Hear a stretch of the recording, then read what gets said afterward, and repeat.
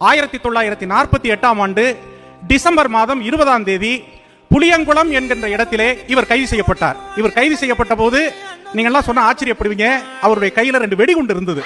அதை பார்த்த போலீஸ்காரர் அப்ப சொன்னாரு, இதால என்ன அடிச்சிருந்தா நான் செத்து போயிருப்பேனே அப்படின்ட்டு கையை கட்டி அவரை கொண்டு வந்தார்கள். கொண்டு வந்தது மட்டுமல்லாமல் அவரை தலைகீழ கட்டி வச்சு ஒரு பெரிய மீசை, இதையெல்லாம் சொல்லக்கூடாதுன்னு அவர் என்ன சொல்லி கூப்பிட்டு வந்தாரு. இருந்தாலும் உங்கள்கிட்ட சொல்லணுங்கிறதுக்காக சொல்றேன். அவருடைய பெரிய முறுக்கு மீசை, ஒவ்வொரு முடியாக அதை அவர்கள் பிடிக்கினார்கள். அப்ப அவர் ஒரு முடிவு சொன்னாரு. அப்ப எடுத்த முடிவு என்னன்னு கேட்டீங்கன்னா, இந்தியா முழுவதும் எல்லாருக்கும் கிடைக்கின்ற வரையில் நான் மீண்டும் மீசையை வைக்க மாட்டேன் அவர் எடுத்தாரு. எதிர்கால சந்ததியினர் அப்படிப்பட்ட ஒரு சமுதாயத்தை அமைப்பார்கள் என்ற நம்பிக்கை அவருக்கு இருக்கு.